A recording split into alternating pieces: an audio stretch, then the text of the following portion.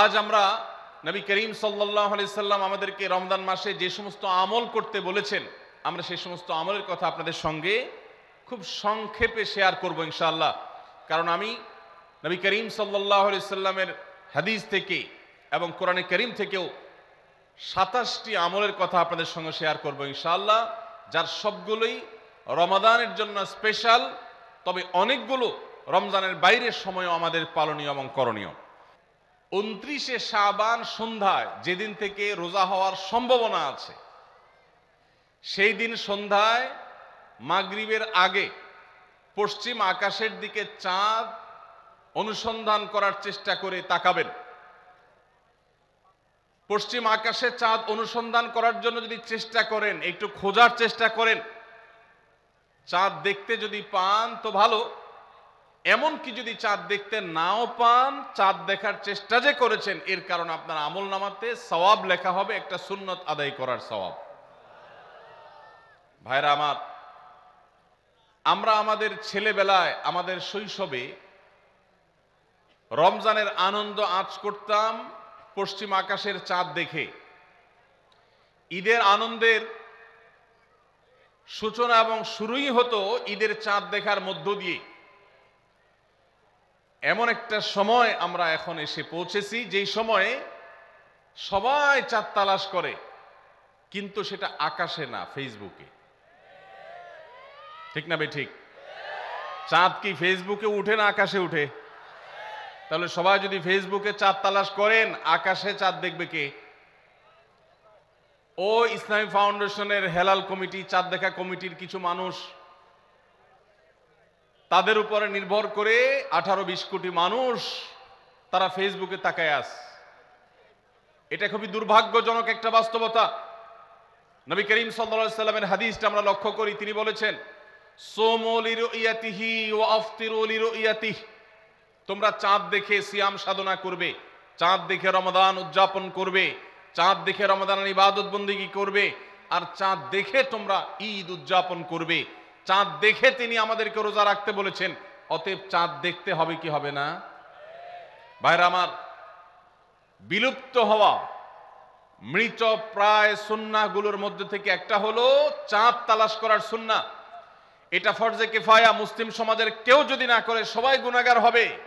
এটা খুবই রিস্কি একটা বিষয়, দুর্ভাগ্যজনক একটা বিষয় যে 20 কোটি মানুষের রমজান মাত্র মুষ্টিমেয় কয়েকজন মানুষের দেখার উপর নির্ভর করবে।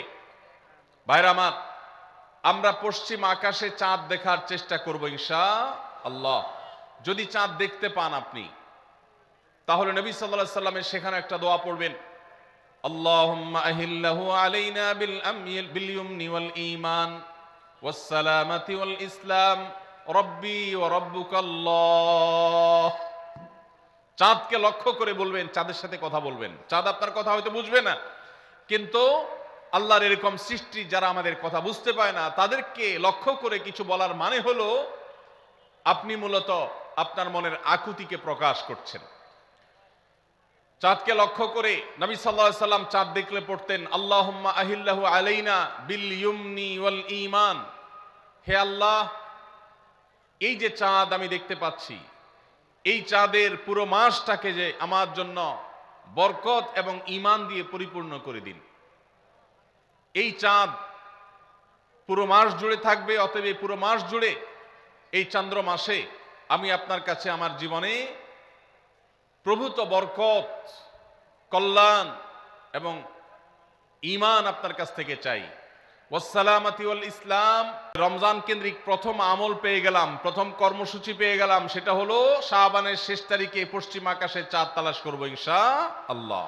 নাম্বার 2, রমজানের দ্বিতীয় আমল, যেটা রমজানের প্রধান আমল মূলত কি সেটা বলেন দেখি। রমজানের প্রধান আমল কি ভাই? রোজা রাখা। মাশাআল্লাহ, উত্তর সঠিক।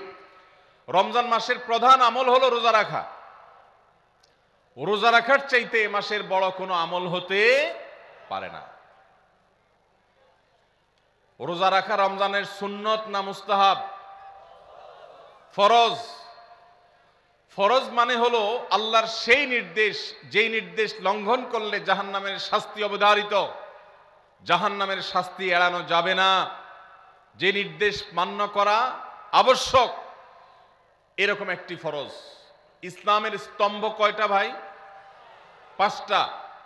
নবী করিম সাল্লাল্লাহু আলাইহি সাল্লাম বলেছেন, বুনিয়াল ইসলামু আলা খামস, ইসলাম দাঁড়িয়ে আছে 5টি ফাউন্ডেশনের উপরে, 5টি খুঁটির উপরে, 5টি ভিত্তির উপরে। সেই 5টি ভিত্তির 1 নম্বর হলো শাহাদাতি আল্লাহ ইলাহা ইল্লাল্লাহ ওয়া আন্না মুহাম্মাদান রাসূলুল্লাহ, আল্লাহ ছাড়া ইবাদত এবং উপাসনার উপযুক্ত আর কেউ নাই, আর মুহাম্মদ সাল্লাল্লাহু আলাইহি সাল্লাম আল্লাহর পাঠানো রাসূল, এই কথার সাক্ষ্য মুখে দেওয়া, এটা হলো 1 নম্বর স্তম্ভ। স্তম্ভ নম্বর 2 5 ওয়াক্ত নামাজ আদায় করা। স্তম্ভ নম্বর 3 যাকাত আদায় করা, যাদেরকে আল্লাহ সামর্থ্য দিয়েছেন, সচ্ছলতা দিয়েছেন। স্তম্ভ নম্বর 4 হজ করা। স্তম্ভ নম্বর 5 রমজানের রোজা রাখা। তবে অনেক হাদিসে রমজানের রোজাকে 4 নম্বরে আর হজকে 5 নম্বরে রাখা হয়েছে। তাহলে রমজান মাসের রোজা রাখা এটা শুধু ফরজ না, মৌলিক ফরজ। নবী করিম সাল্লাল্লাহু আলাইহি সাল্লাম বলেছেন, যদি কেউ জীবনে একটি রোজাও শরিয়া গ্রাহ্য ওজর ছাড়া কেউ যদি ভঙ্গ করে, রোজা না রাখে, রমজানের পরে যদি সে সারা জীবনও রোজা রাখে, দায় মুক্ত হয়তো হয়ে যাবে, সে কাজা আদায় করেছে, কাফারা আদায় করেছে, দায় মুক্ত হয়তো হয়ে যাবে, কিন্তু রমজানের একটা রোজা রেখে আল্লাহর কাছে যে পরিমাণ মর্যাদার অধিকারী হওয়ার কথা, সারা জীবন রোজা রেখেও রমজানের ওই একটা রোজার ক্ষতিপূরণ করা সম্ভব নয়। এই জন্য সবাই রমজান মাসে ফরজ রোজা রাখবো তো ইনশাআল্লাহ। সকল প্রাপ্তবয়স্ক সুস্থ ইমানদারের জন্য রমজানের রোজা রাখা ফরজ। ভাইরা আমার, পৃথিবীতে আজ অনেক বিজ্ঞানী রোজা বা ফাস্টিং এর উপরে গবেষণা করে অনেক বড় বড় পদক, অনেক বড় বড় পুরস্কার জিতেছে। এখন ডাক্তাররাও আমাদেরকে বলে যে একটা সময় আমরা যেন ফাস্টিং করি, একটা সময় আমরা যেন না খেয়ে থাকি, এটা আমাদের স্বাস্থ্যের জন্য ভালো। নবী সাল্লাল্লাহু আলাইহি সাল্লাম সেই 1500 বছর আগে আল্লাহর দেয়া বিধান আমাদেরকে জানিয়েছেন। রমজানে পুরো মাস রোজা, শাবানে মুহররমে বেশি বেশি নফল রোজা, সোমবার বৃহস্পতিবার সাপ্তাহিক রোজা, চাঁদের 13, 14, 15 আইয়ামে বীজের মাসিক রোজা। নিয়মিতভাবে এই রোজায় সিয়ামগুলো যদি পালন করি আমরা, তাহলে আল্লাহর সন্তুষ্টি এবং জান্নাত লাভ যেমন হবে, ঠিক একইভাবে আমরা দুনিয়াতে সুস্থ সবল থাকতে পারবো। আমাদের শরীরে অতিরিক্ত যে চর্বি তৈরি হয়, বিশেষ করে আজকের বিশ্ব বাস্তবতায়, এই চর্বিগুলোকে বার্ন করার জন্য রোজার কোনো বিকল্প নাই। যদিও চর্বি বার্নের উদ্দেশ্যে রোজা রাখলে সে রোজা রোজা নয়।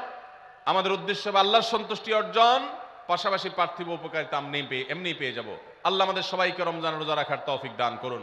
ভাইরা আমার, নবী করিম সাল্লাল্লাহু আলাইহি ওয়াসাল্লাম তিনি বলেছেন, যে ব্যক্তি রমজানে ঈমান এবং ইখলাসের সাথে আল্লাহকে খুশি করবার জন্য রমজান রোজা রাখবে, আল্লাহ তার পূর্বের সমস্ত গুনাহ মাফ করে দিবেন। অনেক যুবক আছেন গ্যাস্ট্রিকের অজুহাতে, অনেকে আছেন প্লাস্টিকের অজুহাতে রোজা রাখেন না। কারো গ্যাস্ট্রিক, কারো প্লাস্টিক।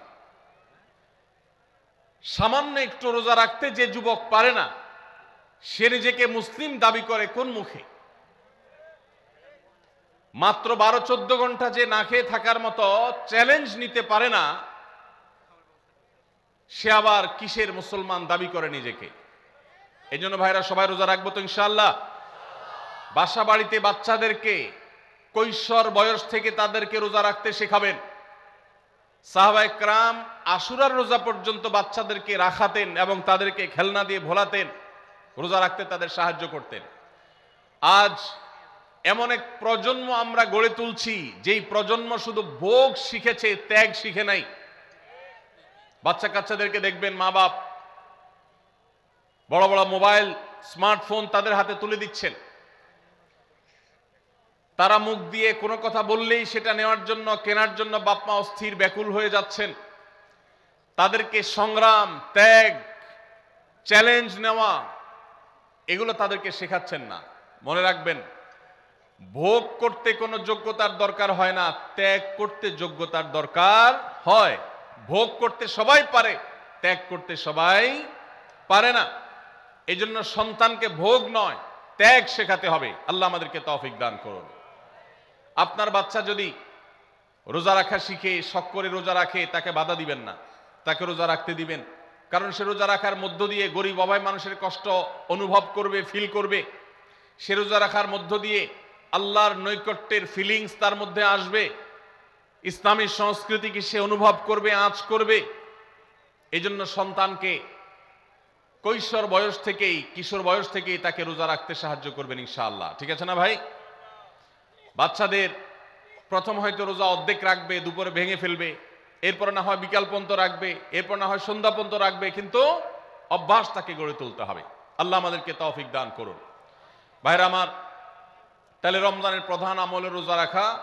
এই রোজা ইচ্ছাকৃত শরিয়া গ্রাহ্য ওজর ছাড়া ভাঙা জায়েজ নাই, হারাম। যদি কেউ ভাঙে অথবা না রাখে সে ফাসিক। অতএব এই রোজার চর্চা আমাদের করতে হবে। আল্লাহ আমাদের সবাইকে তৌফিক দান করুন। তাহলে 3 নম্বর আমল হলো রমজান মাসের, 2 নম্বর আমল হলো রমজান মাসে রোজা রাখা। 3 নম্বর আমল হলো রাতে তারাবির নামাজ আদায় করা। রাতে কি আদায় করা ভাই? তারাবির নামাজ আদায় করা কি ফরজ না নফল? ফরজ না সুন্নত? সুন্নত, সুন্নতে মুআক্কাদা। নবী করিম সাল্লাল্লাহু আলাইহি সাল্লাম বলেছেন, মান কামা রমাদানা ঈমানান ওয়া ইহতিসাবা গুফিরা লাহু মা তাকাদ্দামা মিন যামবি। যে ব্যক্তি রমজান মাসে রাতে দাঁড়িয়ে তারাবির নামাজ পড়বে, তার পূর্বের সমস্ত গুনাহ খাতা মাফ করে দেওয়া হবে। এই জন্য তারাবির নামাজ পড়বো তো ইনশাআল্লাহ। তারাবির নামাজ 4G গতিতে হবে না 5G গতিতে? কি বলেন? 4G না 5G? ভাইরা আমার, সব কিছুতে গতি ভালো না, সব কিছুতে গতি ভালো না। নেটের গতি যত বেশি হয় তত ভালো, কিন্তু নামাজের গতি, ইবাদত, সিজদার গতি, তারাবির গতি যত কম হয়, যত ধীরে ধীরে হয়, যত শান্তশিষ্ট ভাবে হয়, তত আল্লাহর কাছে বেশি মর্যাদাবান হয়। অতএব মহল্লার হাফেজ সাহেবদেরকে তাড়াতাড়ি নামাজ শেষ করার জন্য দৌড়ের উপর রাখবেন। ক্রিকেট খেলা আছে হুজুর, আজকে একটু খেয়াল রাখেন, বলবেন। ভাইরা আমার, আমরা তারাবির নামাজের কথা যখন স্মৃতিতে, কল্পনায় আমরা ভাবি, তখন আমাদের স্মৃতিতে তুফান মিল মার্কা একটা নামাজ ভেসে উঠে। ঠিক না বেঠিক? 5 ওয়াক্ত নামাজ এত তাড়াহুড়া করা হয় না তারাবি যত। অথচ তারাবি এটা তারবিহার এর বহু বচন, আরবি শব্দ, যার অর্থ হলো আরামের সাথে, ধীরস্থিরতার সাথে, রেস্ট করে করে যে নামাজ আদায় করা হয় তার নাম তারাবি। নাম হলো আরামের সাথে করা, আর আমরা করি ব্যারামের সাথে তাড়াহুড়ো করে। এই জন্য এলাকা এলাকা তারাবি ধীরে ধীরে পড়ার জন্য উদ্যোগ নেবেন তো ইনশাআল্লাহ। ইমাম সাহেবদেরকে, হাফেজ সাহেবদেরকে উদ্বুদ্ধ করবেন, ভাই হুলস্থুল করবেন না, কি পড়েন কিচ্ছু বুঝি না, এমন টান দেন শেষে যায় শুধু ইয়ালামুন তালামুন, আর এটা শুনে মনে করেন যে এখন স্টপ হয়েছে, এখন রুকুতে যাইতে হবে। এই নামাজ কি নামাজ? এটা তামাশা। ভাইরা আমার, স্পিডে তারাবি না পড়ে যদি একটু ধীরে তারাবি পড়া হয়, সর্বোচ্চ 15 থেকে 20 মিনিটের ডিফারেন্স হবে, এর বেশি না। মাত্র 15 মিনিটের জন্য আপনার পুরো নামাজকে আপনি বরবাদ করছেন। দেশের বেশিরভাগ মসজিদগুলোতে তুফান মিল মার্কা তারাবি পড়া হয়। এই তারাবি আল্লাহর কাছে কতটা গ্রহণযোগ্য হবে, এটা যথেষ্ট প্রশ্নবিদ্ধ বিষয়। আল্লাহ তাআলা আমাদের সবাইকে ধীর স্থিরতার সাথে খুব শান্তভাবে তারাবির নামাজ আদায় করার তৌফিক দান করুন। চেষ্টা করা যাবে না ইনশাআল্লাহ? ভাইরা আমার, আল্লাহ রাব্বুল আলামিন নামাজের ক্ষেত্রে হুলস্থুলতা পছন্দ করেন না। যার নামাজ যত বেশি সময় নিয়ে আদায় করেন তিনি আল্লাহর কাছে তত শ্রেষ্ঠ, তত ভালো নামাজি। আর যার নামাজে যত হুলস্থুল করা হয় তার নামাজের কোয়ালিটি, মর্যাদা আল্লাহর কাছে তত কম। অতএব আমরা রমজানের 3য় আমল জানলাম তারাবির নামাজ, এবং সেটা ধীরস্থিরতার সাথে আদায় করবো। আল্লাহ আমাদের তৌফিক দান করুন। নাম্বার 4, সাহরি খাওয়া। সাহরি খাওয়া এটা রমজানের একটা আমল। আপনি সারা বছর লাঞ্চ করেন, ডিনার করেন, দুপুরের খানা খান, রাতের খানা খান, সকালে ব্রেকফাস্ট নাস্তা করেন, কিন্তু এর কোনোটা ইবাদত হয় না, এর কারণে আপনি সওয়াব পাবেন না। কিন্তু রমজান মাসে ভোর রাতে ঘুম থেকে উঠে যে আপনি খাবার খাবেন, এই খাবার খাওয়ার জন্য যে উঠলেন এবং খাইলেন, এর কারণে আপনার অ্যাকাউন্টে আপনার আমলনামা আল্লাহ তাআলা সওয়াব জমা করে দিবেন। আপনি রিওয়ার্ড পাবেন, বিনিময় পাবেন। কেন? কারণ নবী করিম সাল্লাল্লাহু আলাইহি সাল্লাম বলেছেন, তাসাহহারু ফাইন্না ফিস সাহুরি বারাকাহ। তোমরা সাহারির খাবার খাবে ভোর রাতে। রোজার মাসে রোজা রাখতে গিয়ে সাহারির খাবার খাবে কেন? কারণ সাহারির যে খানা, এই খানাতে আল্লাহ তাআলা বরকত রেখেছেন। এই খানা খাইলে তার জন্য আমাদের স্পিরিচুয়াল, আধ্যাত্মিক বিভিন্ন রকমের উপকারিতা আল্লাহ তাআলা এর মধ্যে নিহিত রেখেছেন। এর মধ্যে খাদ্য শক্তি আছে, আমাদের এনার্জি হবে শরীরে, রোজা রাখতে সহজ হবে। এর পাশাপাশি সাহারির খাবারে আলাদা একটা বরকত আছে, শেফা, বহুবিধ উপকারিতা আমাদের শরীরের, আমাদের মনের জন্য আল্লাহ তাআলা রেখেছেন। এই জন্য সাহারি খাওয়াটা আলাদা একটা ইবাদত। যদি আপনার সন্ধ্যা রাত্রে বেশি খাওয়া হয়ে যায়, সাহারিতে খানা খাওয়ার মতো মুড না থাকে, অন্তত এক ঢোক পানি, একটা খেজুর, সামান্য কিছু খেয়ে হলেও আপনি সাহারি খাবেন এবং তাতে আপনি সওয়াব পাবেন। কোনো কারণে যদি সাহারি খেতে না পারেন, রাতে উঠতে পারেন নাই, অ্যালার্ম বাজছে কিন্তু শুনেন নাই, উঠে দেখেন ফজরের আজান হয়ে গেছে, তাহলে ওই দিনের রোজা কি হবে নাকি হবে না? হবে। মাশাআল্লাহ, বগুড়া মানুষ মাসালা জানে, দেখা যায় রোজা হয়ে যাবে ইনশাআল্লাহ। কারণ এই সাহারি খাওয়াটা ফরজও না, ওয়াজিবও না, এটা সুন্নত। সুন্নত ছুটে গেলে ইবাদত হয় না, ব্যাপারটা সেরকম না। 5 নম্বর আমল হলো, সাহারি তো খাবো ঠিক আছে, কিন্তু সেটা শেষ সময়ে খাওয়া, দেরিতে খাওয়া। সাহারি কি আগে খাবেন না শেষের দিকে খাবেন? শেষের দিকে। কেন? কারণ নবী করিম সাল্লাল্লাহু আলাইহি সাল্লাম বলেছেন, লা ইয়াজালুন নাসু বিখাইরিন মা আজ্জাল ফুতুর ওয়া আখারুস সাহুর। এই উম্মত, মুসলিম জাতি ততদিন পর্যন্ত কল্যাণের উপর প্রতিষ্ঠিত থাকবে, তারা কল্যাণকে স্পর্শ করতে পারবে যতদিন পর্যন্ত তারা সাহারি তাড়াতাড়ি খাবে। না দেরিতে খাবে? দেরিতে খাবে। আর ইফতার তাড়াতাড়ি করবে। তাহলে সাহারি দেরিতে খাওয়া হলো সুন্নত। আমাদের দেশে গ্রামে অনেক মুরব্বীরা এখনো আছেন, রাত 12টা, 1টা, 2টা বাজে সাহারি খেয়ে শুয়ে থাকেন। তারা চিন্তা করেন পরে খাইতে গেলে আবার বর্ডার ক্রস হয়ে যায় কিনা, সীমা লঙ্ঘন হয়ে যায় কিনা, রিস্ক নেওয়ার দরকার কি, এই জন্য 12টার সময় খেয়ে রাখি। এটার কারণে সাহারি খাওয়ার সওয়াব পাবেন ঠিকই, কিন্তু দেরিতে সাহারি খাওয়ার যে সুন্নত, সেই সুন্নত আদায় হবে না। এই জন্য দেরিতে খাবেন। দেরিতে খাওয়ার মানে আবার এরকম দেরি না যে আপনি আর মুয়াজ্জিন সাহেব দুজন কম্পিটিশন করছেন, আপনার হাতে খাবারের প্লেট আর মুয়াজ্জিনের হাতে মাইক, আপনি আগে শেষ করেন আর মুয়াজ্জিন আগে আজান দিবে, কম্পিটিশন চলছে। এত দেরি করে একেবারে লাস্ট মিনিট পর্যন্ত খাওয়া সুন্নত নয়। কথা কি বুঝাতে পারছি? কয়েক মিনিটের গ্যাপ রেখে তারপরে খাবার শেষ করবেন। কারণ নবী করিম সাল্লাল্লাহু আলাইহি সাল্লাম সাহরি খেয়ে শেষ করে ফজর নামাজ শুরু করতেন, এর মধ্যে 50টা আয়াত পড়ার মতো গ্যাপ রাখতেন, অর্থাৎ প্রায় 10 মিনিটের মতো একটা গ্যাপ থাকতো। এই জন্য আমরা একটা গ্যাপ রেখে তারপর সাহরি শেষ করব। অর্থাৎ ফজরের আজান যদি হয় উদাহরণস্বরূপ 5টা 25-এ বা 30-এ, তাহলে আমরা 2-4 মিনিট আগে সাহরি খেয়ে শেষ করবো ইনশাআল্লাহ। তাহলে সাহরি দেরি করে খাওয়া, শেষের দিকে খাওয়াটা সুন্নত। আল্লাহ আমাদেরকে আমল করার তৌফিক দান করুন। রমজান মাসে সাহারির নামে একটা নতুন নাটক শুরু হয়েছে এদেশে, সেটার নাম হলো সাহারি পার্টি।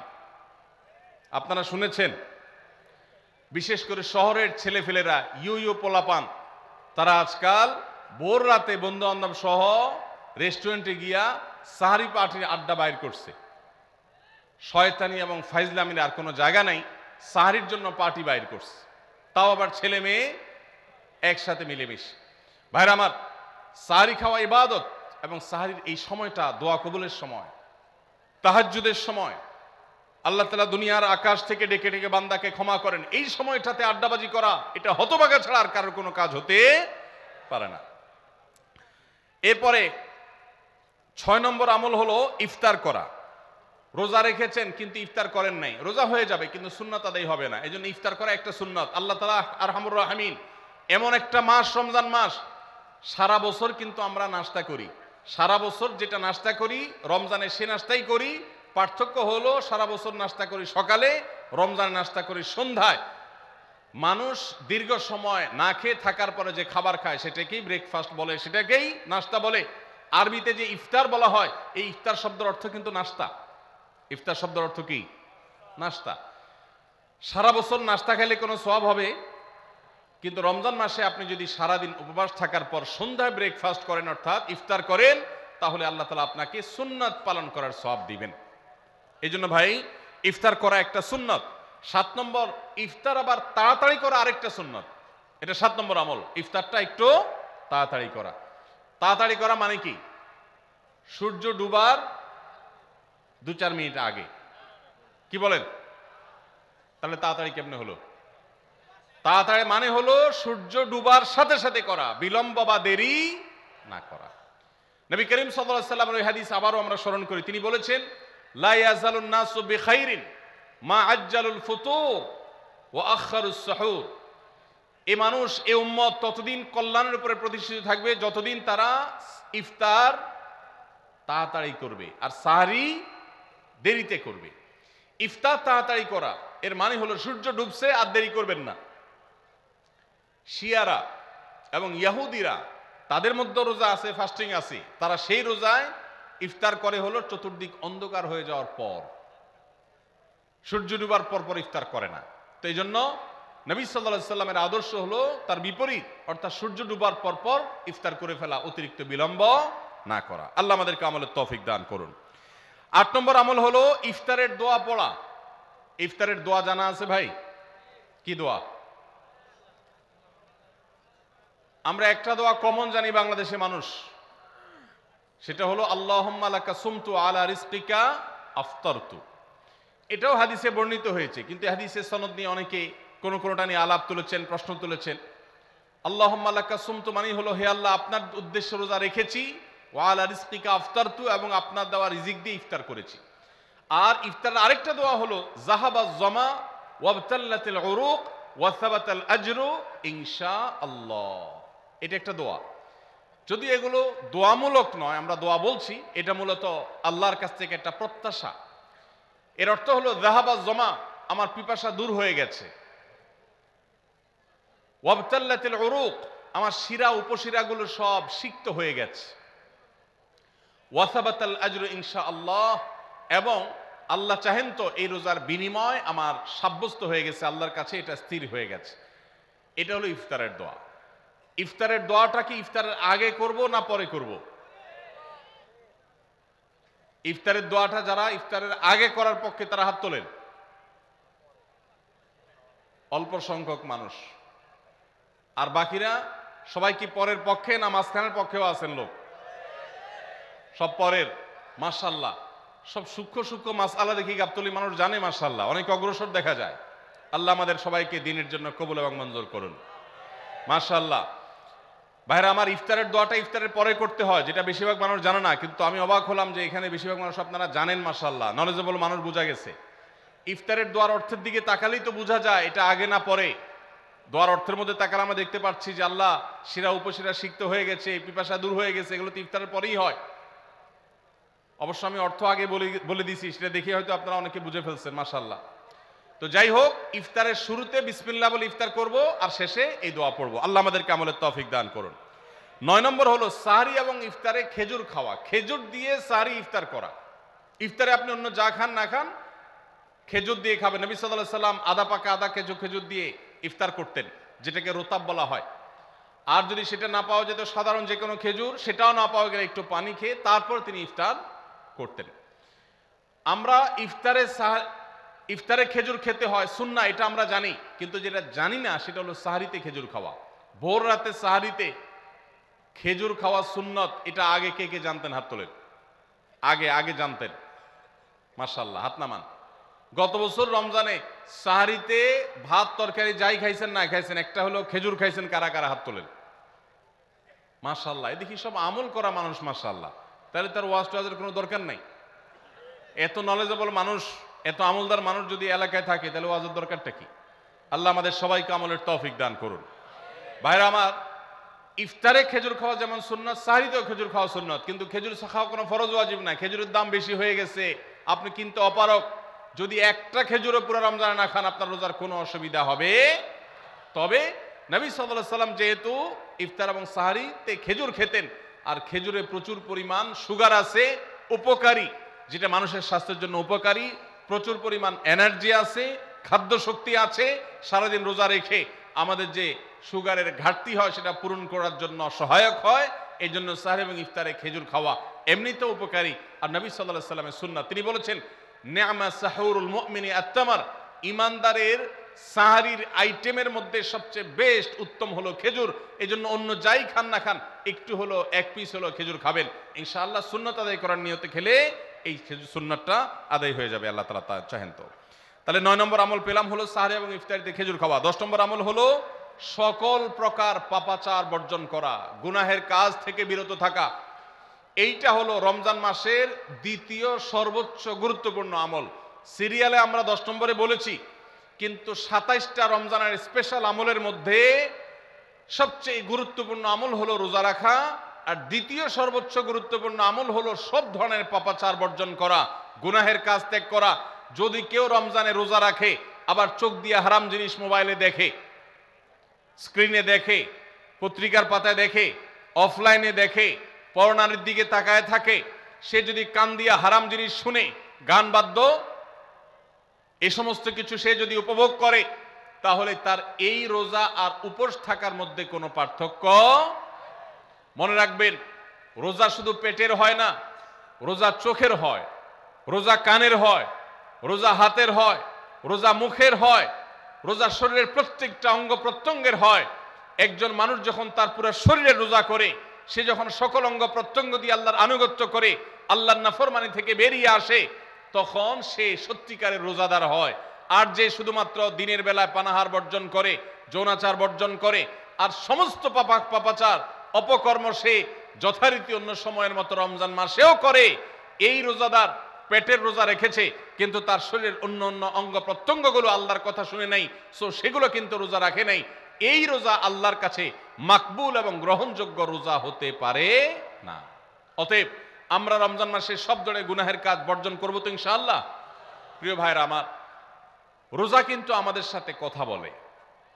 রোজার ভাষা আমরা অনেকে জানি না, কি বলে সেটা অনেকে বুঝি না, কিন্তু রোজা আমাদের সাথে কথা বলে। কি কথা? সিয়াম শব্দের অর্থ, আমরা যেটাকে রোজা বলছি সেটা কোরআনের ভাষায় বলা হয় সিয়াম, হাদিসে বলা হয়েছে সেটাকে সওম বা সিয়াম। এই সওম বা সিয়াম একই শব্দ, এর অর্থ হলো বিরত থাকা। এর অর্থ হলো কি ভাই? বিরত থাকা, ব্রেক দিতে জানা। আল্লাহ রাব্বুল আলামিন রোজার মতো ইবাদত দিয়েছেন আমাদেরকে জীবনে ব্রেক দেওয়ার অভ্যাস গড়ে তোলার জন্য। আমরা যেন ব্রেক দিতে শিখি, আমরা যেন থামতে শিখি, আমরা যেন নিজেদেরকে নিয়ন্ত্রণ করতে শিখি। ইসলামের যে বৈশিষ্ট্য, ইসলামের যে বিউটি, ইসলামের যে সৌন্দর্য, সেটা হলো ইসলাম পৃথিবীর মানুষকে আত্মনিয়ন্ত্রণ করবার কথা বলে। আজ ভোগবাদী পৃথিবীর যেদিকে তাকাবেন, চতুর্দিকে দেখতে পাবেন শুধু ভোগের হাতছানি। দুনিয়াটা মস্ত বড়, খাও দাও আর ফুর্তি করো, শুধুমাত্র ফুর্তি ফুর্তি এবং ফুর্তি, ভোগ এবং ভোগ এবং ভোগ। গোটা পৃথিবী আপনাকে ভোগের কথা বলবে, ত্যাগের কথা বলবে না। ইসলাম আপনাকে ত্যাগের কথা বলে। আপনি ঈদ উদযাপন করবেন, ঈদ উল ফিতর, সেখানে পর্যন্ত ইসলাম বলে আগে গরিবের বাসায় ফিতরা পৌঁছাবে, তারপর তুমি ঈদগাহে যাবে, ঈদের আনন্দ করবে।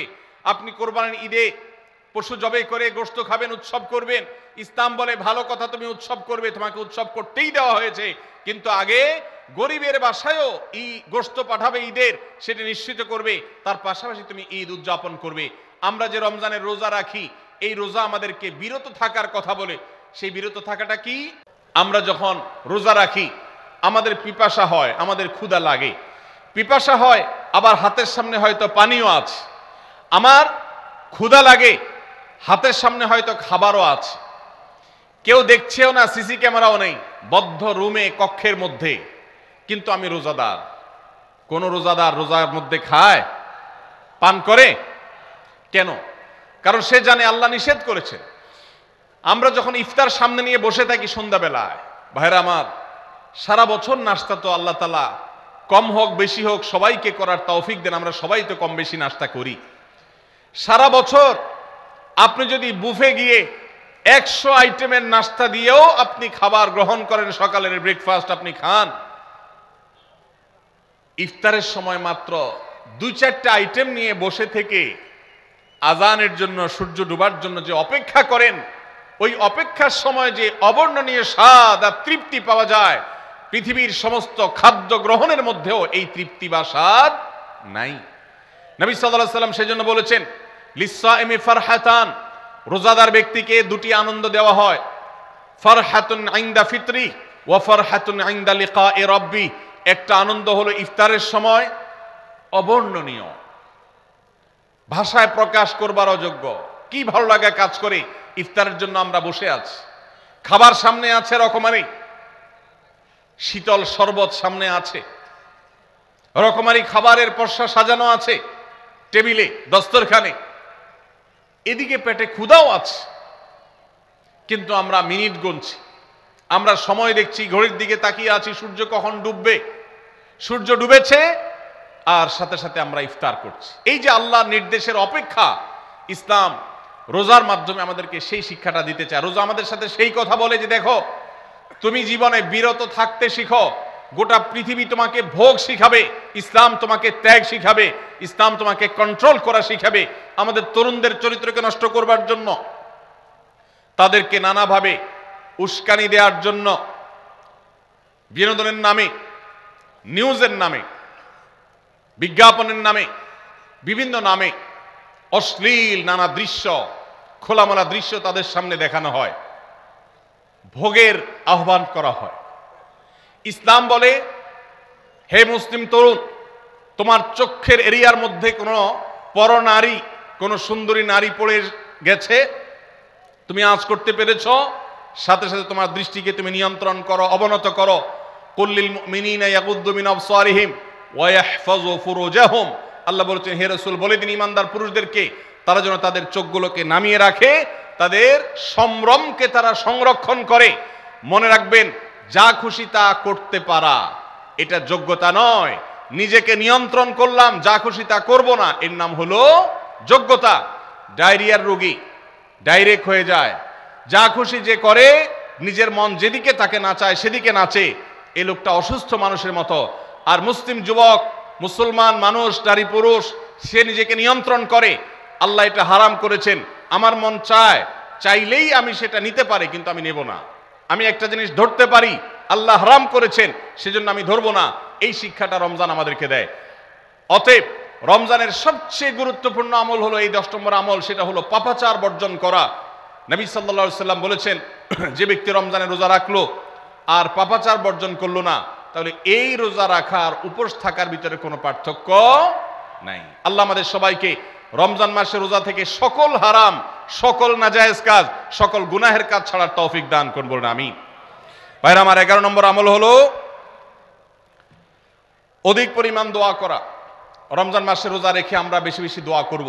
চলতে ফিরতে উঠতে বসতে দোয়া করতে পারেন। আমাদের মায়েরা অনেকে শুনছেন আমাকে, রমজান মাসে আপনি গৃহস্থলী কাজ করছেন, রান্নাবাড়া করছেন, ঘর ঝাড়ু দিচ্ছেন, আর মনে মনে আল্লাহর সাথে কথা বলেন। দোয়া মানে আল্লাহর সাথে কথোপকথন। আল্লাহ, আপনি আমাকে মাফ করে দেন, আমার বাবাকে মাকে মাফ করে দেন, সন্তানগুলোকে হেদায়েত দান করেন, চোখের পানি ফেলেন। নিয়মতান্ত্রিক দোয়া, বসে বসে হাত তুলে দোয়া করবেন কেবলামুখী হয়ে। আবার চলতে ফিরতে উঠতে বসতে, এমনকি ওযু নাই সে অবস্থায় দোয়া করবেন। নবী সাল্লাল্লাহু আলাইহি সাল্লাম বলেছেন, 3 ব্যক্তির দোয়া ফিরিয়ে দেওয়া হয় না। কয় ব্যক্তির দোয়া? সালাতুন লা তুরাদ্দু দাওয়াতুহুম। 3 শ্রেণী মানুষের দোয়া ফিরিয়ে দেওয়া হয় না। এর ভিতরে এক শ্রেণী হলেন মাজলুম, কারোর জুলুমের শিকার হয়েছে। এই ব্যক্তি জালেমের বিরুদ্ধে যে তার মনের আকুতি থাকে, বদদোয়া থাকে, আল্লাহ সুবহানাহু ওয়া তাআলা এটা ফিরিয়ে দেন না। এই জন্য পৃথিবীর ইতিহাসের কোন জালিম আপনি দেখাতে পারবেন না যেই জালিমকে আল্লাহ ছেড়ে দিয়েছেন, আল্লাহ ছাড় দিয়েছেন কিন্তু চূড়ান্তভাবে ছেড়ে দিয়েছেন, এমন কোন জালিম আপনি দেখাতে পারবেন না। এই জন্য ভাই, কখনো কোন অবস্থাতে কারো প্রতি আমরা জুলুম করব না। আল্লাহ আমাদেরকে সেটা মানার তৌফিক দান করুন। তাহলে 3 ব্যক্তির দোয়া কবুল হয়, ফেরত দেওয়া হয় না। তার ভিতরে একজন হলো মাজলুম, যার প্রতি আপনি জুলুম করেছেন, সে আপনার বিরুদ্ধে যে বদদোয়া করে, এটা লাগবেই লাগবে, আজ হোক আর 2 দিন পরে হোক। নাম্বার 2, মুসাফির, যে ব্যক্তি সফরে আছে, সফররত অবস্থায় সে যদি দোয়া করে, সে দোয়া আল্লাহ তাআলা কবুল করেন। 3 নম্বর হলো রোজাদার ব্যক্তি, আস-সাইম হাত্তা ইফতির।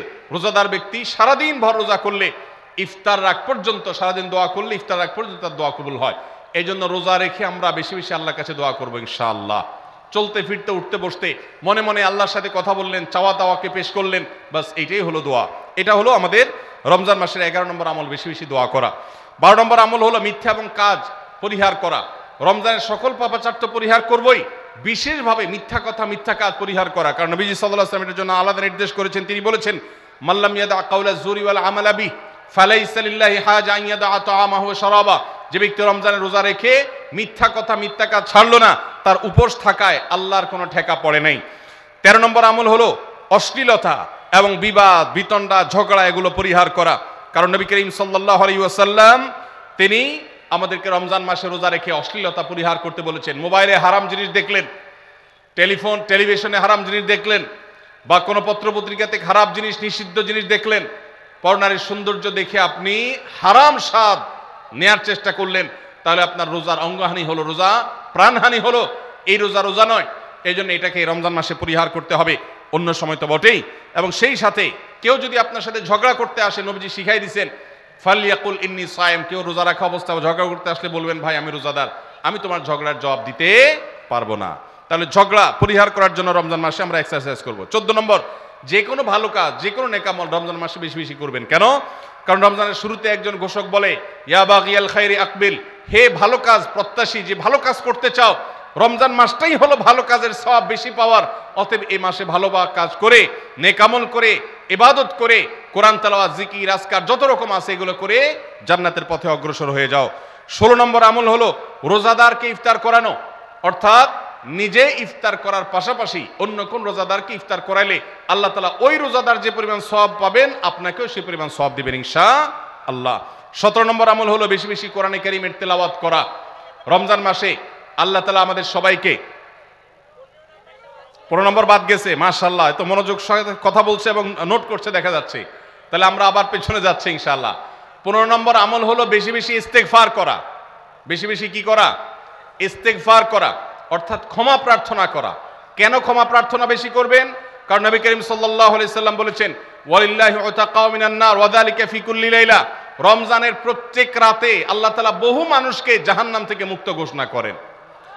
ভাইরা আমার, আমাদের পাপাচারের কারণে জাহান্নামীদের তালিকা নাম উঠে থাকলেও রমজানে আল্লাহ বহু মানুষকে ঠিক দেন যে এই লোককে জান্নাতি ঘোষণা করা হলো, জাহান্নাম থেকে মুক্ত ঘোষণা করা হলো। এই জন্য এই মাসে আল্লাহর কাছে বেশি বেশি মাফ চাইতে হয়, ইস্তেগফার করতে হয়, চোখের পানি ফেলে দোয়া করতে হয় যে আল্লাহ আপনি মাগফিরাত নসিব করেন। এটা হলো 15 নম্বর আমল। 16 নম্বর আমল হলো রোজাদারকে ইফতার করানো। নিজে ইফতার করবেন, পাশাপাশি রোজাদার ব্যক্তিকেও ইফতার করাবেন। নবী সাল্লাল্লাহু আলাইহি সাল্লাম বলেছেন যদি কোনো ব্যক্তি কোনো রোজাদারকে ইফতার করায়, তাহলে যেই ব্যক্তি তাকে ইফতার করানেন তার রোজার সওয়াব তো সে পাবেই, আপনি ইফতার করায়া সমপরিমাণ সওয়াব লাভ করবেন ইনশাআল্লাহ। অতএব মসজিদে ইফতার দেওয়ার ব্যবস্থা করা যেতে পারে, রাস্তাঘাটে, বিশেষ করে পাবলিক পরিবহনে, এমনকি প্রাইভেট গাড়িতেও সন্ধ্যার সময়, ইফতারের সময় অনেক সময় খাবার থাকে না, তখন আপনি রাস্তায় দাঁড়িয়ে যদি সামান্য একটু খেজুর, সামান্য একটু পানি বিতরণ করতে পারেন তাহলে সওয়াবটা পাওয়া যেতে পারে। আপনার বাসায় আশেপাশে অনেক অভাবী মানুষ আছে, তাদের বাসায় আপনি ইফতার পৌঁছে দিতে পারেন, এর মাধ্যমে রোজাদারকে ইফতার করানোর সওয়াব পেতে পারেন। 17 নম্বর আমল হলো বেশি বেশি কোরআনে কারীমের তেলাওয়াত করা। কোরআনে কারীমের তেলাওয়াত রমজান মাসে বেশি বেশি করব। কেন? কারণ হলো এই মাসটাই হলো কোরআন নাজিলের মাস। আল্লাহ তাআলা রমজান মাসে কোরআন নাজিল করেছেন। আল্লাহ বলেছেন শাহরু রমাদান আল্লাযী উনজিলা ফীহিল কুরআন হুদাল লিন-নাসি ওয়া বায়িনাতিন মিনাল হুদা ওয়াল ফুরকান। রমজান মাস এমন মাস যে মাসে আল্লাহ তাআলা কোরআন নাজিল করেছেন, এই জন্য এই মাসে বেশি বেশি রোজ কোরআন তেলাওয়াত করতে হবে। নবী করিম সাল্লাল্লাহু আলাইহি সাল্লাম বেশি বেশি রমজান মাসে কোরআন তেলাওয়াত করতেন। আমাদের পূর্বসূরি সালাফগণ কেউ কেউ রমজান মাসে অন্য সব আমল কমিয়ে দিয়ে কোরআন তেলাওয়াতটা সবচেয়ে বেশি করতেন।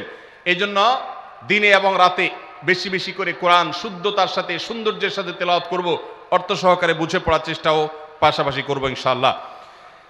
18 নম্বর আমল হলো কোরআন পরস্পরকে শোনাশুনি করা, বুঝে পড়া। অর্থাৎ আপনি কোরআন তেলাওয়াত করবেন, আপনার স্ত্রী শুনবে, আপনার মা শুনবে, আপনার বোন শুনবে, আবার তারা তেলাওয়াত করবে, আপনি শুনবেন। আমরা তারাবির নামাজে এক পক্ষীয় তেলাওয়াত শুনি, হাফেজ সাহেব তেলাওয়াত করেন, আমরা শুনি, কিন্তু আমরা তেলাওয়াত করে আরেকজন শুনবে, এটা হয় না।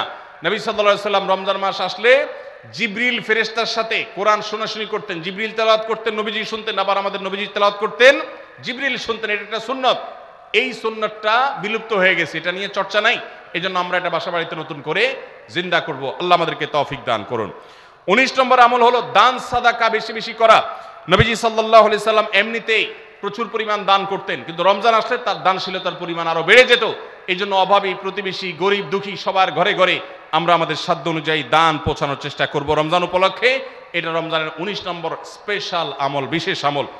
20 নম্বর রমজানের কর্মসূচি হলো ভোর রাতে দোয়া করা। কারণ সারা বছর ভোর রাতে তাহাজ্জুদের নামাজ পড়া বা দোয়া করার সুযোগ আমাদের হয় না, কিন্তু রমজানের সাহরি খেতে তো এমনি উঠেন। অতএব এই টাইমে দোয়া কবুল হয়। 24 ঘন্টার ভিতরে দোয়া কবুলের সবচেয়ে মোক্ষম সুযোগ, সবচেয়ে আদর্শ সময় হলো এই তাহাজ্জুদের সময়টা।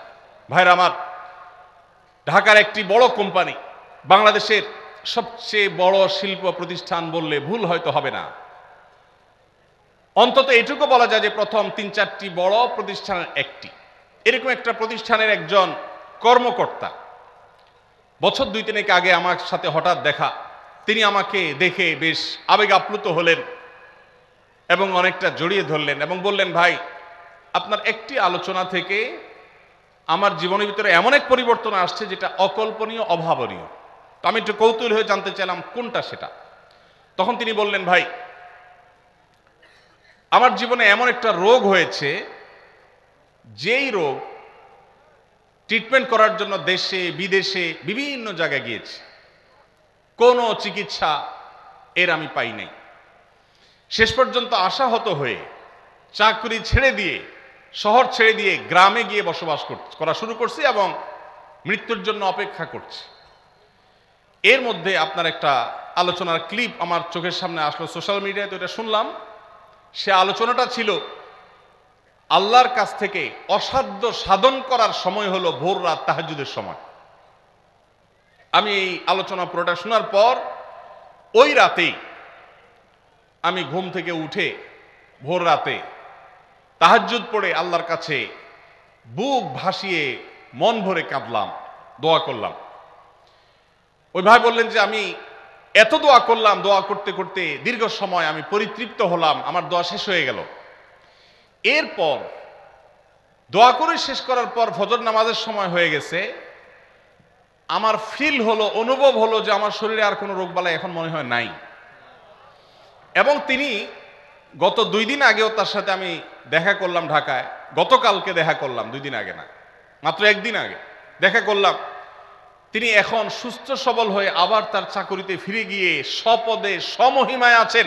তিনি এক সহকর্মীকে ডেকে আমার সামনে বলছেন, এই তোমরা বলো তো, আমি আগে শারীরিকভাবে বেশি ফিট ছিলাম নাকি এখন বেশি ফিট? তখন তার সহকর্মী আমার সামনে বলছে, স্যার, আপনি আগে অনেক বেশি রাগারাগি করতেন, আপনি হট মেজাজি ছিলেন, অনেক বেশি অসুস্থ হয়ে যেতেন কিছু হলেই, কিন্তু এখন আপনি সে আগের সময়ের তুলনায় অনেক বেশি সুস্থ এবং ফিট। তিনি বললেন, ভাই, ভোর রাতের দোয়ার প্রভাব এত বেশি, তাহাজ্জুদের সময়ের দোয়া এত গুরুত্বপূর্ণ যে এই এক দোয়া আমার জীবনকে আমূল পরিবর্তন করে দিয়েছে। এই জন্য ভাইরা, রমজান মাসে বিশেষ করে যখন তাহাজ্জুদের সময় সাহারি খেতে যখন উঠবেন, সাহারি খাওয়ার পর 10টা মিনিট সময় হাতে রাখেন, বা সাহারি খাওয়ার আগে 10টা মিনিট একটু আগে উঠে ওযু করে 2 রাকাত 4 রাকাত নামাজ পড়ে, বা নামাজ পড়ার সময় না থাকলে অন্তত কেবলামুখী হয়ে 2টা হাত তুলে আল্লাহর কাছে একটু চান। নবীজি সাল্লাল্লাহু আলাইহি সাল্লাম বলেছেন, রাতের শেষ প্রহর যখন হয়, দুনিয়ার আসমানে নেমে এসে আল্লাহ বান্দাদেরকে ডেকে ডেকে তাদের প্রত্যেকটা চাওয়া পূরণ করে দেন। এই জন্য ভাইরা, রমজান মাসে সাহারির সময় দোয়া কবুল হয়। রমজান উপলক্ষে বিশেষ করে এই আমলটা, সাহারির সময় আমলটা, আমরা দোয়া করার আমলটা করতে পারি। তাহলে 20 নম্বর আমল হলো তাহাজ্জুদের নামাজ এবং ভোর রাতের দোয়া। এটা অন্য সময় করা যায়, কিন্তু রমজানের সুযোগটা বেশি আসে, সেজন্য এটাকে রমজানের স্পেশাল আমল হিসেবে আমরা উল্লেখ করলাম। আল্লাহ আমাদেরকে সবাইকে তৌফিক দান করুন। সাহারি খেতে উঠলে একটু দোয়া করবো তো ইনশাআল্লাহ, 2-4 মিনিটের জন্য হলে দোয়া করব, একাকী নির্জনে আল্লাহর কাছে কেবলামুখী হয়ে। এর চেয়ে বড় দুর্ভাগ্যের বিষয় কি আছে যে আল্লাহ চাওয়ার জন্য ডাকছেন আর আমি অবহেলা করে বসে আছি। ভাইরা আমার, 5 ওয়াক্ত নামাজের জন্য মুয়াজ্জিন আপনাকে ডাকে, কিন্তু ভোর রাতে দোয়া কবুলের জন্য স্বয়ং আল্লাহ আপনাকে ডাকেন। অতএব সাহারি খেতে উঠলে ভোর রাতে সাহারির সময় একটু দোয়া করবো তো ইনশাআল্লাহ।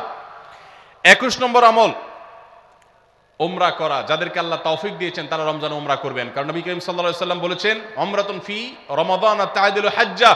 রমজানে কেউ উমরা করলে একটা হজের সওয়াব পায়। কোন কোন হাদিসে আসছে তা'দিলু হাজ্জাতাম মাই, নবীজির সাথে হজের সওয়াব পাওয়া যায় রমজানে উমরা করলে। আল্লাহ আমাদেরকে যখন তৌফিক দিবে আমরা তখন সেটা করব ইনশাআল্লাহ। ঠিক আছে না? নিয়ত করেন, দোয়া করেন, আল্লাহ একসময় তৌফিক অবশ্যই দিবেন।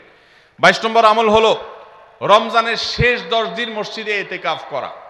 গুরুত্বপূর্ণ একটা পয়েন্ট, মসজিদে ইতিকাফ করা। খুব মনোযোগ দিয়ে শুনি। রাসূল করিম সাল্লাল্লাহু আলাইহি সাল্লাম রমজানের রোজা ফরজ হওয়ার পর থেকে নিয়ে তার মৃত্যু পর্যন্ত একটি বছরের জন্য রমজানের শেষ দশক মসজিদে ইতিকাফ করা ছাড়া ছিলেন না। একবার তিনি মসজিদে ইতিকাফে বসেছেন, কিন্তু ইমার্জেন্সি একটা কাজে মসজিদ থেকে তাকে বের হতে হয়েছে। এই জন্য তিনি পরের বছর 20 দিন এতেকাফ করেছেন। 10 দিন হলো ওই বছরের, আর 10 দিন হলো আগের বছরে যে এতেকাফ ভেঙে ফেলেছেন সেটার এতেকাফের কাজা। তার মানে হলো নবীজির জীবনে কখনো এতেকাফ 1 বছর একটা রমজান মাসেও ছাড়েন নাই। এত গুরুত্বপূর্ণ আমল যে রমজানের এই আমলটা তিনি কখনোই ছাড়েন নাই। দুর্ভাগ্য আমাদের, এখানেও হয়তো বেশিরভাগ মুসলমান আমরা জীবনে একবারের জন্য রমজানের শেষ 10 দিন এতেকাফ করি নাই। যে আমল নবীজি জীবনে কখনো ছাড়েন নাই সেটা আপনি জীবনে একবারও করেন নাই, এর চাইতে বড় হতভাগা উম্মত আর কি হতে পারে? ভাইরা আমার, 3টি আমলের নগদ তৃপ্তি আমি অন্তত অনুভব করি। আমি আমার সে অভিজ্ঞতার আলোকে আপনাদেরকে উদাত্ত আহ্বান করতে চাই, রমজানের শেষ দশকে আপনারা ইতিকাফ করুন। যে 3টি আমলের তৃপ্তি, নগদ স্বাদ, অবর্ণনীয় ভালো লাগা কাজ করে, অন্তর্জগতে প্রশান্তিতে পরিপূর্ণ হয়ে যায়, সেই 3টি ইবাদতের একটি হলো আরাফাতের ময়দানের দোয়া। এটার সাথে কোনো কিছুর কম্পেয়ার হয় না। অবর্ণনীয় এক তৃপ্তি লাগে আরাফাতের ময়দানে দোয়া করতে। দ্বিতীয় হলো সিজদায় গিয়ে চোখের পানি ফেলে আল্লাহর কাছে দোয়া করতে অসম্ভব ভালো লাগা কাজ করে, ভোর রাতে দোয়াতেও একই স্বাদ পাওয়া যায়। আর 3 নম্বর হলো রমজানের শেষ দশকের এতেকাফ। এতেকাফ যে একবার করেছে সে জীবনে বারবার করে, তাকে আর ফেরানো যায় না। এই জন্য ভাইরা, রমজানের শেষ দশকে আমরা আল্লাহর ঘরে বসে গিয়ে এতেকাফ করার চেষ্টা করবো তো ইনশাআল্লাহ। অনেক এলাকায় বৃদ্ধ মানুষ, বুড়া মানুষ বসায় দেওয়া হয় টাকা পয়সা দিয়ে। যে টাকা নিয়ে এতেকাফ করে সেও গুনাহগার, আর যারা টাকা নিয়ে এতেকাফে বসায় তারাও গুনাহগার, কারণ ইবাদত টাকা পয়সা দিয়ে চলবে না। রমজানের শেষ দশক মসজিদে এতেকাফ করবো তো ইনশাআল্লাহ। আল্লাহ আমাদেরকে তৌফিক দান করুন। যুবক ভাইরা, একটাবার বসে দেখেন, অসম্ভব ভালো লাগা কাজ করে, মনে হয় যে আল্লাহর মেহমান আমি, এই ফিলটা হয়। কারণ আল্লাহর ঘরে এসে বসে আছেন আপনি কারোর কাছে কোনো কিছু চেয়েছেন, চাইতে চাইতে একটা পর্যায়ে তার পাও জড়িয়ে বসে গেলেন, একদম বসে গেলেন, তার ঘরের সামনে বসে পড়লেন। এতেকাফটা অনেকটা এরকম। রমজানের প্রথম 20 দিন আল্লাহর কাছে হাত দিয়ে দোয়া করলাম, আর শেষ 10 দিন একজন মসজিদে গাঁট্টি বসকা নিয়ে পড়ে গেলাম। ব্যাপারটা হলো কারো পায়ে ধরে পড়ে যাওয়ার মতো। আশা করা যায় এতেকাফকারীকে আল্লাহ তাআলা ক্ষমা না করে মসজিদ থেকে ফেরাবেন না। এই জন্য এতেকাফ করার চেষ্টা করবো তো ইনশাআল্লাহ। আমরা ব্যস্ততার অজুহাত দেই। ভাইরা আমার, যে কোনো মুহূর্তে দুনিয়া থেকে চলে যেতে হতে পারে। এই জন্য এই রমজানে প্ল্যান করেন, যত ব্যস্ত হন না কেন। আমি তো আমার সমস্ত ব্যস্ততাকে এক পাশে ঠেলে রেখে, আল্লাহ আমাকে যখন থেকে তৌফিক দিয়েছেন, রমজানের শেষ দশকে এতেকাফ ছাড়া বাইরে থাকবো এটা চিন্তাও করি না। এই জন্য যুবক ভাইদেরকে বলবো, প্রত্যেকটা মহল্লাতে 2 জন 5 জন 10 জন করে যুবকরা বসেন, কোরআনের গ্রুপ স্টাডি করেন, কোরআনের পাঠচক্র করেন, নিজেরা কোরআন হাদিসের আলোচনা করেন, রোনাজারি এবং দোয়া করেন। 10টা দিন আল্লাহর সাথে কানেক্টেড হওয়ার চেষ্টা করেন। 12 মাস ইবাদত, দাওয়াতের কাজ, ইসলামের কাজ করবেন, ইনশাআল্লাহ সেখানে বরকত পাবেন। রমজানের শেষ দশকে ইতিকাফ করবেন তো ইনশাআল্লাহ। আল্লাহ আমাদের সবাইকে তৌফিক দান করুন। 23 নম্বর আমল হলো শেষ দশকে ইবাদতের মাত্রা বাড়িয়ে দেওয়া। আমরা উল্টাটা করি। আমাদের দেশে রমজানের প্রথম দশকে মসজিদ ফুল হয়ে, বারান্দা ফুল হয়ে, রাস্তায়ও মুসল্লি দাঁড়ায়। আর 10 রমজান চলে গেলে 20 রমজান পর্যন্ত বাহিরের মুসল্লি কমতে কমতে বারান্দার মুসল্লি কমে ভিতরে চলে আসে। আর শেষ 10 দিনে আসলে, ঈদের দিনগুলো যখন কাছে আসে, তখন 5 ওয়াক্ত নামাজের ওই নিয়মিত মুসল্লি ছাড়া বাকিগুলো সব উধাও হয়ে যায়। নবী সাল্লাল্লাহু আলাইহি সাল্লাম কি করতেন? তার উল্টাটা। আমাদের আয়েশা বলেছেন, কানা ইয়াজিতাহিদু ফীহি মা লা ইয়াজিতাহিদু ফী গায়রি। আমাদের নবীজি সাল্লাল্লাহু আলাইহি সাল্লাম রমজানের শেষ দশকে ইবাদতের জন্য যত কষ্ট করতেন, যত সাধনা করতেন, অন্য কোন সময় ইবাদতের জন্য এত সাধনা করতেন না। অথচ আমরা দেখা যায় শেষ দশক অবহেলা কাটাই। এই জন্য ভাইরা, শেষ দশকে ইবাদতের পরিমাণ আরো বাড়িয়ে দিতে হবে, আমলের পরিমাণ বাড়িয়ে দিতে হবে। এটাই আল্লাহ তাআলার নির্দেশনা, সেটাই রমজানের শেষ দশকের আমল। 24 নম্বর আমল হলো শেষ দশকে পরিবারকে ঘুম থেকে ডেকে তোলা। এটা আলাদা সুন্নাহ। নবী সাল্লাল্লাহু আলাইহি সাল্লাম রমজানের শেষ দশক হলে কানা ইযা দাখালাল আশর আহইয়া লাইলা ওয়া আইকাযা আহলা। তিনি পরিবারকে ঘুম থেকে ডেকে তুলতেন এবং স্ত্রী সঙ্গ ত্যাগ করতেন। শেষ দশক কোমর বেঁধে ইবাদত করতেন। এটা 24 নম্বর আমল। তাহলে শেষ দশক পরিবারকে ঘুম থেকে ডেকে তোলা।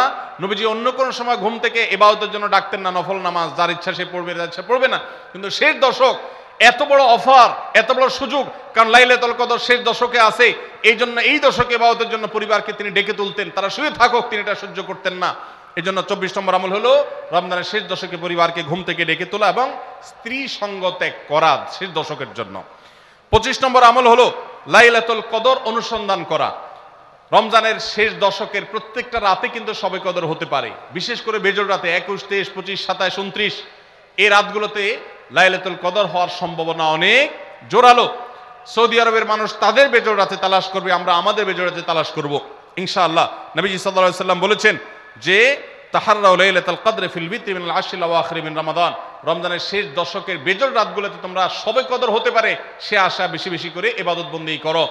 লাইলাতুল কদরের ইবাদতকে আল্লাহ বলেছেন লাইলাতুল কদরে খায়রুম মিন আলফি শাহর, 1000 মাস, 1000 মাস ইবাদত করলে যে সওয়াব পাওয়া যাবে লাইলাতুল কদরের এক রাতের ইবাদতের সওয়াব তার চাইতে বেশি হবে। সেই রাত কোনটা আল্লাহ নির্দিষ্ট করেন নাই, এজন্য শেষ দশকের প্রত্যেকটা রাতেই ইবাদত করার চেষ্টা করা, স্পেশালি বেজোড় রাতগুলোতে। 26 নম্বর আমল হলো লাইলাতুল কদরের আশায় বিশেষ দোয়া পড়া। সেটা কি? আল্লাহুম্মা ইন্নাকা আফুউন তুহিব্বুল আফওয়া ফাআফু আন্নি, হে আল্লাহ আপনি ক্ষমাশীল, আপনি ক্ষমাকে ভালোবাসেন, অতএব আমাদেরকে ক্ষমা করে দিন। এটা রমজানের শেষ দশকের প্রত্যেক রাতেই পড়বেন।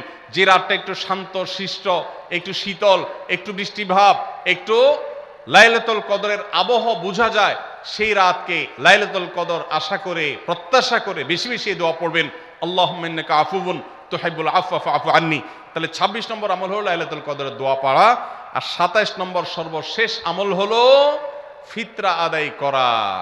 অর্থাৎ রমজান মাসের রোজাতে যদি ভুল ত্রুটি হয়, এটা রিফাইন্ডের কাজ হয়ে যায়, রিফ্রেশমেন্টের কাজ হয়ে যায় ফিতরার মাধ্যমে। প্রত্যেক সচ্ছল ব্যক্তি তার নিজের পক্ষ থেকে, নিজের স্ত্রী এবং নিজের ছোট বাচ্চাদের তরফ থেকে ফিতরা আদায় করবেন।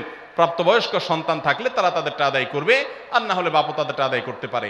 ফিতরা স্বরূপ গরিবদের বাসায় একদিনের খাবার এটা পৌঁছে দিতে হবে। এটা হলো ফিতরা। ঈদের নামাজের আগ পর্যন্ত এটা আদায় করার নির্দেশ নবী সাল্লাল্লাহু আলাইহি সাল্লাম দিয়েছেন। তাহলে 27 নম্বর আমল হলো ফিতরা আদায়। এটার মাধ্যমে রমজানের আমল শেষ হয়ে যাবে।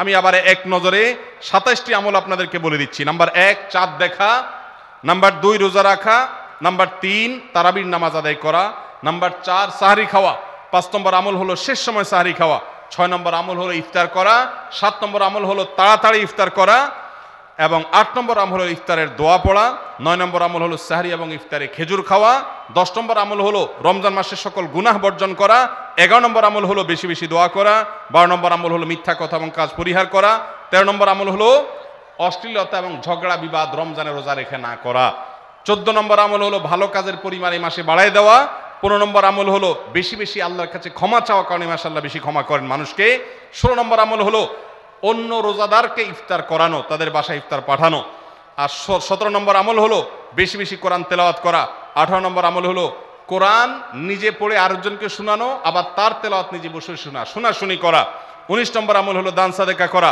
20 নম্বর আমল হলো তাহাজ্জুদ এবং বিশেষ করে ভোর রাতে সারি খেতে উঠে দোয়া করা, আর 21 নম্বর আমল হলো উমরা করার সামর্থ্য থাকলে, 22 নম্বর আমল হলো ইতিকাফ করা শেষ দশকে, 23 নম্বর আমল হলো শেষ দশকের বেজোড় রাতে বা শেষ দশকের প্রত্যেকটা রাতে ইবাদতের পরিমাণ বাড়িয়ে দেওয়া এবং বিশেষভাবে রাত্রি জাগরণ করা শেষ দশক, আর 24 নম্বর আমল হলো শেষ দশকে নিজের পরিবারকে ঘুম থেকে ডেকে তোলা, স্ত্রী সঙ্গ ত্যাগ করা, 25 নম্বর আমল হলো লাইলাতুল কদর অনুসন্ধান করা, 26 নম্বর আমল হলো লাইলাতুল কদরের বিশেষ দোয়া পাঠ করা, আর 27 নম্বর আমল হলো ফিতরা দেওয়া। আল্লাহ আমাদের সবাইকে এই 27টা আমল দিয়ে আমাদের রমজান মাসকে সাজাবার তৌফিক দান করুন।